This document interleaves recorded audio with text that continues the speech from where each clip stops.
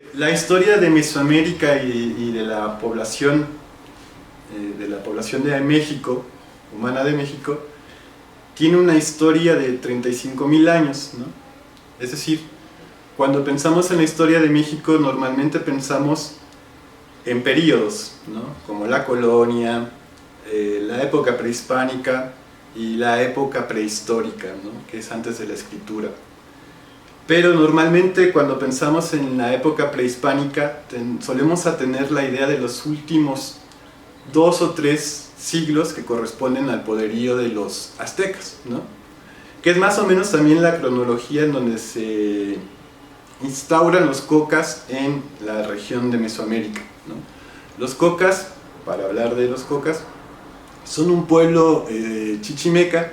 ¿Qué quiere decir chichimeca? Es un pueblo de cazadores recolectores, es decir, su economía es de apropiación, no de producción, ¿no?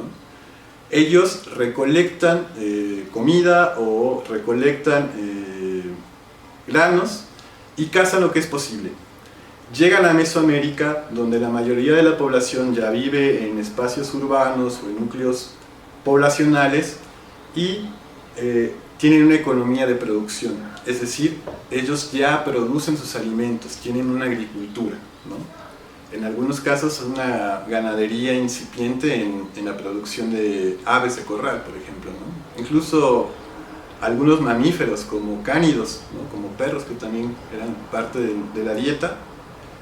Pero este es más o menos el contexto que tenemos de la Mesoamérica previa a la llegada de los españoles, que es aparte una de las etapas más breves de la historia de la población humana en México, porque la etapa más grande de nuestra historia humana aquí en México es la etapa lítica. La etapa lítica, como decía, se desarrolló, o el primer vestigio humano que tenemos sobre presencia humana en México es de 35.000 años, con lo que iniciaría la etapa lítica. ¿Qué quiere decir lítico? Lítico viene de piedra, ¿no? Es la etapa de piedra. Entonces, esta etapa la han dividido los arqueólogos en 3 periodos o 3 horizontes históricos. El primero le han dado el nombre de arqueolítico, que es la etapa más antigua y más longeva. Cuando hablo de la etapa lítica, estoy hablando de cerca de 30.000 años de historia, ¿no? Es decir, es la etapa más longeva de nuestra historia y la menos estudiada, por cierto, por múltiples motivos, porque en esta etapa lítica no había grandes construcciones, no había núcleos poblacionales, la gente se dedicaba a ser cazadores-recolectores, es decir, economía de apropiación.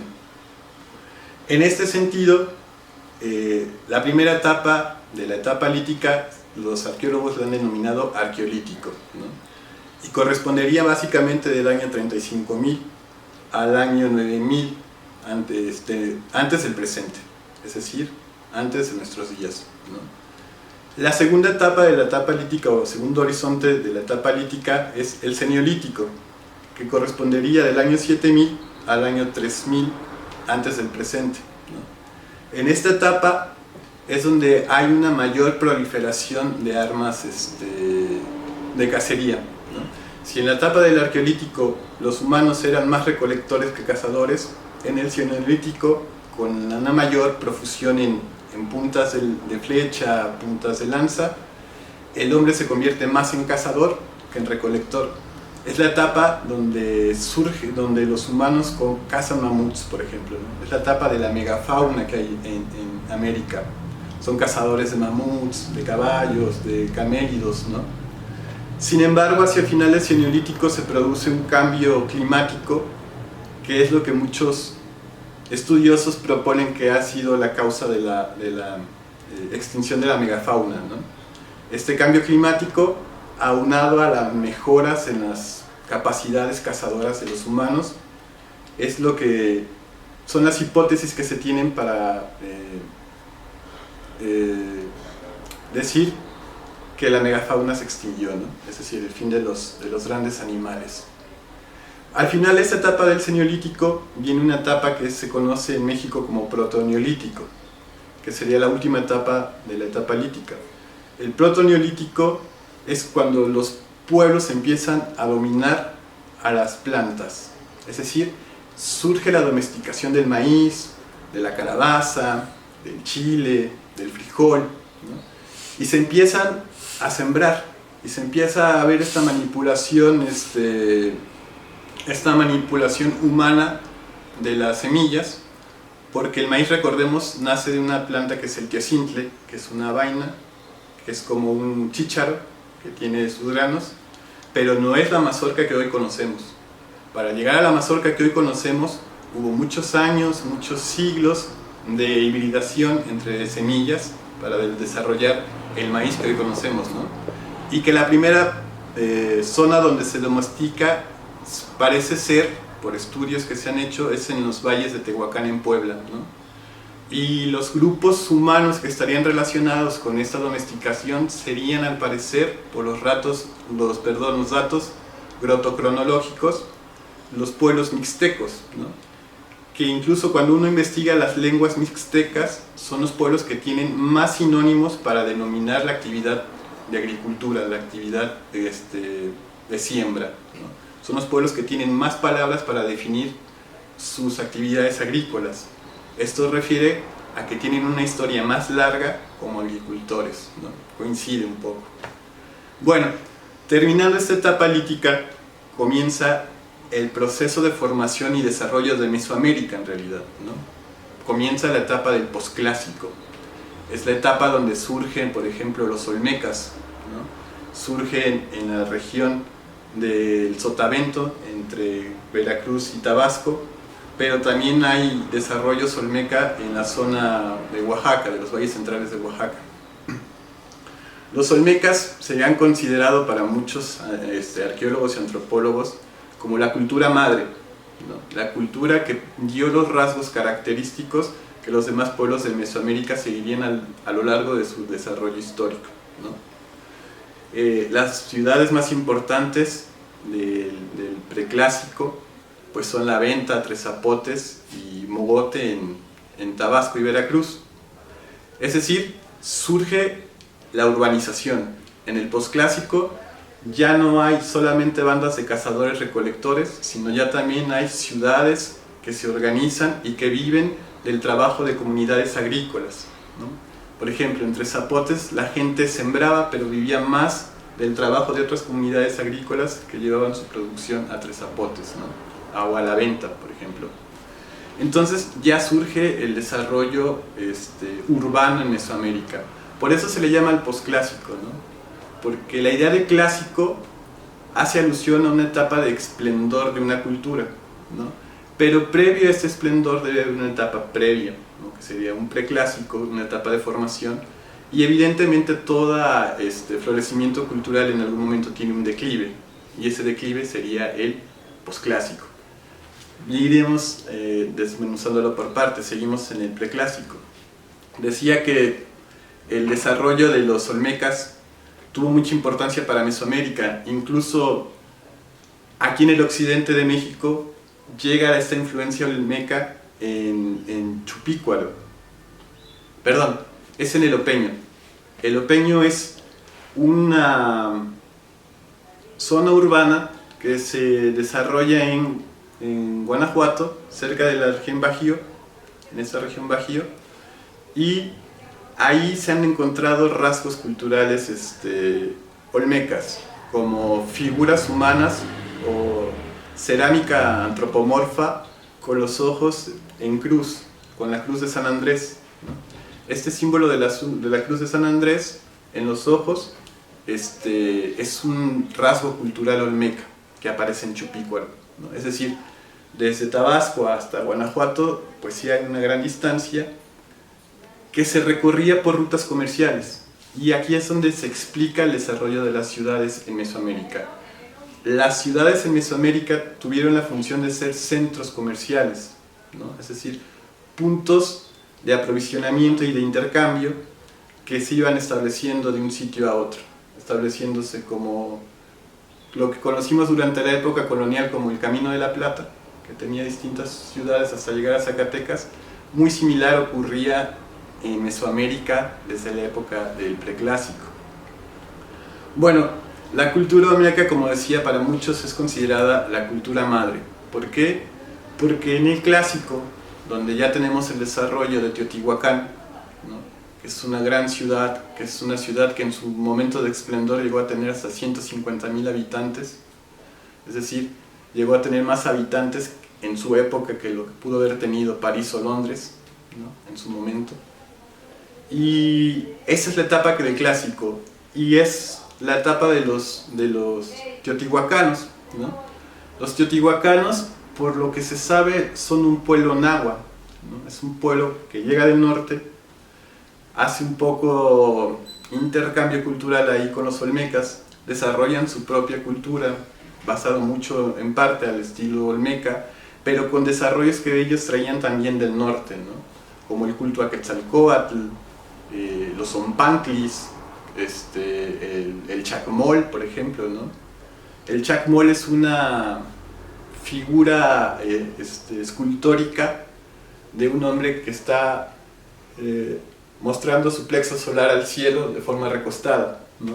Aparece también en la zona maya. Vamos a ver por qué aparece en la zona maya después, pero su desarrollo es básicamente del norte de México, de la zona de los pueblos chichimecas. Los aztecas, al ser chichimecas y al llegar a la cuenca de México, y al haber ya ahí una cultura más o menos desarrollada de pueblos que tienen influencia olmeca, como es en Cuicuilco ya existía antes de Teotihuacán, con influencia olmeca, es donde estos chichimecas van tomando la civilización olmeca, pero la van adoptando a su cultura, es decir, la van haciendo sincrética, van creando un sincretismo entre lo olmeca y entre lo náhuatl chichimeca, ¿no? Y se desarrolla Teotihuacán, que para muchos es la ciudad de los dioses, ¿no? Y que decía, en su momento pues tuvo un esplendor que pocas ciudades en el mundo en esa época tuvieron, pero que básicamente su esplendor se debía a las rutas comerciales, ¿no? Es decir, Teotihuacán, al igual que los olmecas, establecieron una red de rutas comerciales que incluso llegaban acá al occidente de México y más al sur, a la zona maya, por ejemplo, ¿no? Hay evidencias de intercambios culturales o intercambios comerciales. Cuando quiero decir que se dedicaban al comercio, no me refiero a que es un comercio similar al que conocemos hoy, donde yo tengo una mercancía que cambio por un valor de cambio que es el dinero. No, ahí era más bien intercambio de un valor de uso por otro valor de uso. Es decir, yo necesitaba una turquesa, tú necesitas una obsidiana, y la intercambiábamos. No había un valor de cambio que mediara, ¿no? Esto es un desarrollo posterior ya de los aztecas, y solamente queda en los aztecas con el cacao, ¿no? Pero es muy relativo. Bueno, la caída de Teotihuacán se debe en causa a otra emigración chichimeca, también náhuatl, pero también a problemas internos en las rutas comerciales, ¿no? Parece que hubo en la política interna de Teotihuacán problemas que llevaron a la nobleza a tener que salir de Teotihuacán y después a mucha gente tener que desocupar Teotihuacán. Este periodo de caída de Teotihuacán se conoce como el Epiclásico, ¿no?, o la parte final del clásico. Es donde surgen, por ejemplo, ciudades o centros de poder alternos como Tula, ¿no?, en la parte de Hidalgo. Tula vendría a ser ya para el Epiclásico y para el Posclásico el centro de poder que había sido Teotihuacán, ¿no? Y Tula es la ciudad previa a México Tenochtitlan, ¿no?, que ya sería el desarrollo de los mexicas. Hablando de los mexicas, es un pueblo chichimeca que también viene del norte. Se cree que es más o menos de la región entre Nayarit y Jalisco, ¿no?, en el mítico Aztlán, ¿no? Algunos autores por eso los llaman aztecas, como habitantes de Aztlán, ¿no? Ellos se denominaban a sí mismos como mexicas, ¿no? Y llegan a la cuenca de México, se establecen en un islote que denominan como México Tenochtitlan, y empieza el último gran centro de poder de Mesoamérica, que es el poder azteca, que es con el que se encuentran los españoles, ¿no? Bueno, En todo este trayecto histórico de Mesoamérica, el occidente se ha caracterizado por estar un poco aislado de la cuenca de México. Y este aislamiento se debe a las culturas purépechas, ¿no? A los pueblos purépechas. Hablábamos hace rato de Lopeño y de Chupícuaro. El Lopeño es un desarrollo urbano del preclásico que se piensa pudo haber sido desarrollado por los purépechas, ¿no? Chupícuaro sería su continuación, también de pueblos purépechas. Y el último gran centro urbano purépecha sería Tzintzuntzan-Pátzcuaro, ¿no? Que es con lo que se encuentran los españoles cuando llegan, ¿no? Con ese reino de Tzintzuntzan-Pátzcuaro. Pero este reino purépecha con el que se topan los españoles surge ya en el posclásico, con la unión de dos pueblos, ¿no? Dos pueblos purépechas. Uno, los usechas, o usechas, no recuerdo muy bien el nombre, pero era un pueblo chichimeca tarasco. Es decir, los tarascos también tenían pueblos chichimecas y pueblos urbanizados, ¿no? Que se encuentran ya en la región de la cuenca del lago de Pátzcuaro con purépechas ya urbanizados, civilizados, y hacen una alianza de dos pueblos, ¿no? Esta alianza de los dos pueblos es el pueblo purépecha, que quedaría marcada por el Calzonsi. El Calzonsi sería el rey de estos dos pueblos purépechas que se unen. Esto está narrado, por ejemplo, en la relación de Michoacán, de Jerónimo de Alcalá. Jerónimo de Alcalá era un fraile español que juntó a muchos patamuti. El patamuti era el sacerdote, o de los sacerdotes principales purépechas, y ellos fueron contándole la tradición de su pueblo a Jerónimo de Alcalá. Y en esta tradición de su pueblo se narra esta unión de unos pueblos guerreros que venían del norte con los pueblos pescadores de la cuenca del lago del Pátzcuaro. ¿Por qué me refiero a los purépechas y en relación con los cocas? Porque los cocas quedaron aislados de los otros núcleos nahuas de la cuenca de México por la intervención de los purépechas, ¿no? Es decir, los purépechas, al tener disputas con teotihuacanos, con la gente de Tula, con la gente de Teotihuacán, no permitieron el desarrollo de esas rutas comerciales de la cuenca hacia acá, ¿no? Siempre estaba en medio el territorio purépecha. Y es en el posclásico que recién aparecen en esta zona del Bajío y de la Ciénega de Chapala y la Ciénega también del sur en Sayula, los cocas, que es un pueblo chichimeca de lengua náhuatl que viene del norte y se establece en estas zonas donde antes había control purépecha, pero se fue replegando, ¿no? Es decir, estos pueblos del norte que antes ocupaban zonas como Chupícuaro y el Opeño se fueron replegando hacia el sur, hacia Pátzcuaro, dejaron esta parte del norte, y es donde los nahuas que vienen del norte, como entre ellos los cocas, van ocupando esos espacios que los purépechas fueron replegándose. Y ahí se desarrolla la cultura coca, de la cual pues hay muy pocas referencias históricas, ¿no?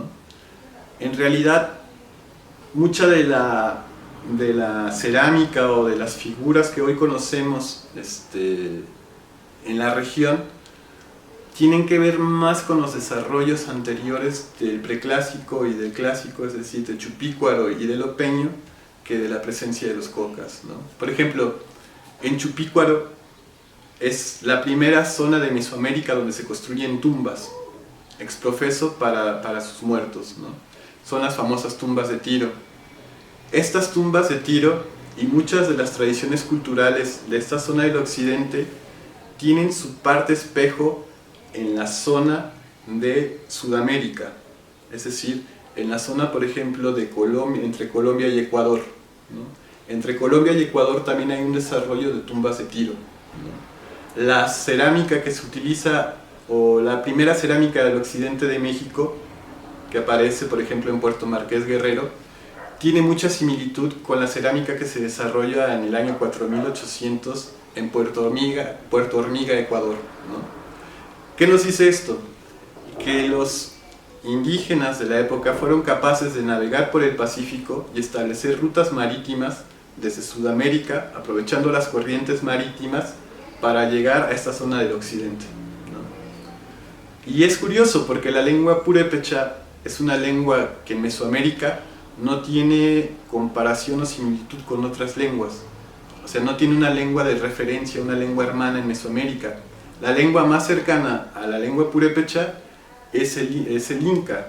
La lengua quichua, por ejemplo, es más cercana al purépecha que el náhuatl, o que el huichol, o que el tojolabal, ¿no?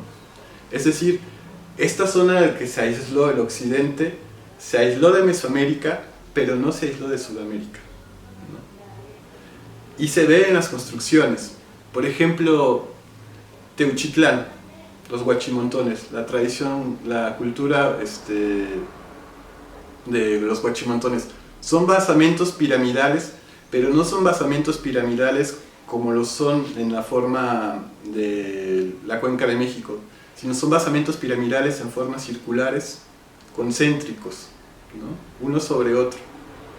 Es decir, es una forma de construir distinta a la de la Cuenca de México, ¿no? Ya para amarrar todo eso como a modo de conclusión, podríamos decir que gran parte de los vestigios arqueológicos que hoy encontramos en la región del occidente de México, que nos incluye esta parte de la zona metropolitana de Guadalajara, la Ciénaga de Chapala y el Bajío, tendría que ver más con los desarrollos previos a la llegada de los cocas, ¿no? Los cocas en realidad no tenemos muy bien definido qué tipo de cerámica tengan, ¿no? En particular yo no la conozco, pero sí conozco, por ejemplo, la cerámica de Chupícuaro, la cerámica de Lopeño, ¿no? Las tumbas de Tiro. Para hablar de tumbas de Tiro, por ejemplo, en Tabachines, aquí en la zona metropolitana, se han encontrado tumbas de Tiro en una zona arqueológica que hoy está muy descuidada, que es El Grillo, y que a final de cuentas habla de la parte más antigua de la población de esta zona, ¿no? Porque el desarrollo de las tumbas de Tiro es alrededor del año 1800, ¿no? Antes de Cristo, es decir, hace 3800 años aquí se construyen tumbas de Tiro, ¿no? A la manera similar que se hacía en Sudamérica, pero bueno. Entonces, muchos de los descubrimientos que fortuitamente se hacen de piezas arqueológicas corresponden a esos enterramientos de las tumbas de Tiro. Cuando hablo de una tumba de Tiro, hablo de un pozo excavado en la tierra, en donde abajo de la tierra se hace una bóveda, y en esa bóveda se coloca el muerto. Pero para entrar, hay que entrar por un tiro, por un agujero que es excavado, y después se hace una bóveda, y en la bóveda se ponen todas las ofrendas funerarias, ¿no? Ahí, en ese momento, surge el culto a los muertos, por ejemplo, en esta región, ¿no? Que es muy importante. Que aún hoy día el culto a los muertos tiene una significación muy importante en la cultura popular, ¿no? Por ejemplo, el culto a la Santa Muerte tiene mucho de profundidad en el pensamiento y en el culto a los muertos, o el culto a la muerte prehispánico, ¿no? Y son reminiscencias que tenemos. Entonces, a modo de conclusión, podríamos decir que en el occidente de México, si bien estuvo un poco aislado de los centros de poder de la Cuenca de México, tuvo su propio desarrollo, ¿no? Su propio desarrollo endógeno, que a lo mejor ha sido un poco descuidado en el estudio. No hemos podido darle más profundidad al estudio, por ejemplo, de las culturas purépechas, para poder indagar, ¿no?, en este pasado, y que es una tarea pendiente de la antropología y de la arqueología mexicana, el poder dilucidar estos contactos, ¿no?, entre Sudamérica y México, porque le damos mucha relevancia a lo que ocurrió en la Cuenca de México. Incluso el país tomó el nombre del centro de poder, del último centro de poder de Mesoamérica, México Tenochtitlan, ¿no? La caída de México Tenochtitlan se consideró como la caída de todo México, cuando en realidad fue la caída de México Tenochtitlan, ¿no?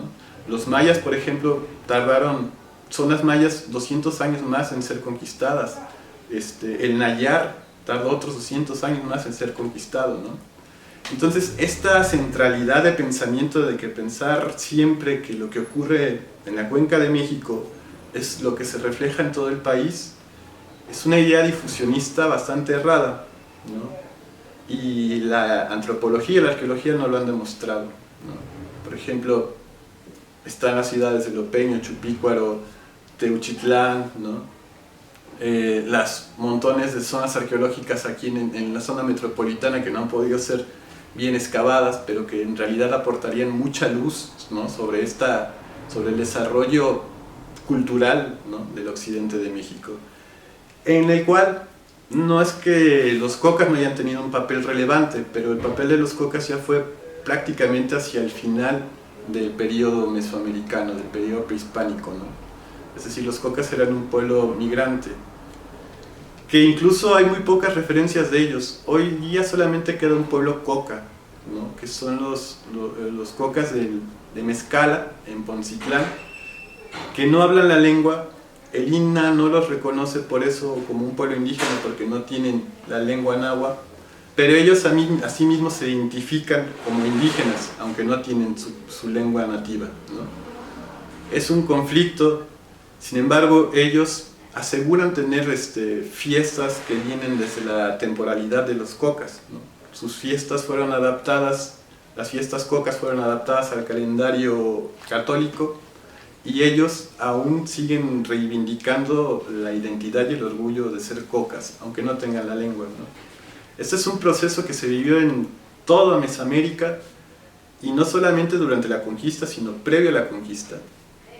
En la zona de la Huasteca, por ejemplo, pueblos huastecos, cuando Teotihuacán cae, muchos nahuas van hacia la vertiente del Golfo donde viven los huastecos, logran someter a los huastecos, y hay un proceso de aculturación huasteco, ¿no? Dejan de hablar su lengua, el huasteco, el tenec, para hablar náhuatl. Entonces son huastecos que se nahuatlizan en la época prehispánica, ¿no? Entonces es una forma de resistencia que los indígenas ya conocían. O sea, nos podemos adaptar bien a la cultura del que nos conquista, pero sin dejar de ser nosotros mismos. Y es un poco lo que reflejan hoy los indios coca, ¿no? de Mezcala. Y aunque no hablen su lengua, siguen siendo indígenas. Y bueno, esto me parecería relevante destacarlo, porque es la última presencia de cocas, no solo en el occidente, sino en todo México, ¿no? Y es relevante porque también tienen una lucha ahí por sus territorios, que bueno, eso ya es una cuestión política, que no va desligada evidentemente de la cuestión cultural, pero implica ya otras cuestiones que no están ni en las manos de los cocas, y a veces ni en las propias manos de los gobernantes locales, ¿no? Sino en otras cuestiones más grandes.